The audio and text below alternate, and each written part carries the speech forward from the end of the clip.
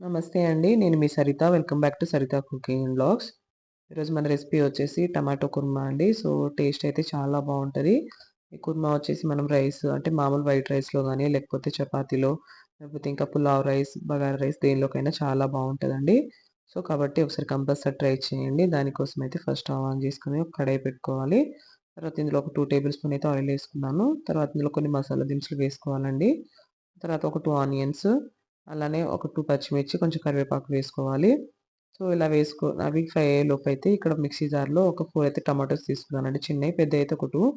అలానే ఒక 3, 4 చిన్న పీసెస్ అయితే ఎండు కొబ్బరి, అలానే ఇక్కడ నేను ఒక 4, 5 అయితే జీడిపప్పు గూడా తీసుకొని ఇలా మెత్తగా గ్రైండ్ చేసుకొని పెట్టుకోవాలి. సో, మీరు ఎండు కొబ్బరి ప్లేస్‌లో పచ్చి కొబ్బరి అయినా వేసుకోవచ్చండి. టేస్ట్ చాలా బావుంటది. తర్వాత ఈ విధంగా ఆనియన్ ఫ్రై అయిపోయిన తర్వాత ఇప్పుడు ఇందులోకి ఒక 1 టేబుల్ స్పూన్ అల్లం వెల్లిగడ్డ పేస్ట్ వేసుకొని, అది పచ్చి వాసన పోయిన తర్వాత ఇప్పుడు ఇందులోకి మనం టమాటో ముందుగా పేస్ట్ చేసుకున్నాం గదా! అది వేసుకోవాలండి.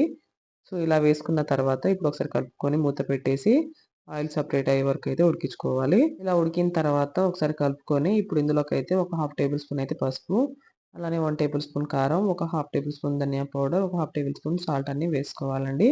సో, ఈ విధంగా ఒక్కొక్కటి అన్నీ వేసుకొని ఒకసారి మొత్తం మళ్ళీ కలుపుకొని అయితే మూత పెట్టేసి ఒక 2, 3 మినిట్స్ వరకు మళ్ళీ ఉడికించుకోవాలి.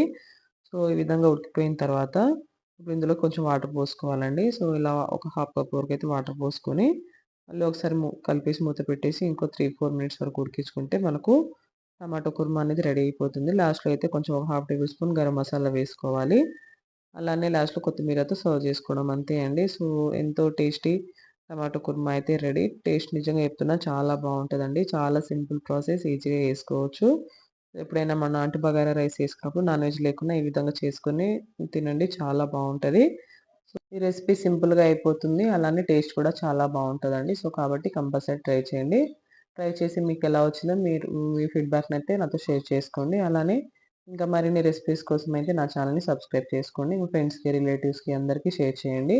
వీడియో నచ్చితే మాత్రం లైక్ చేయడం అస్సలు మర్చిపోకండి. ప్లీజ్ అండి ఒక లైక్ చేయండి. Thanks for watching.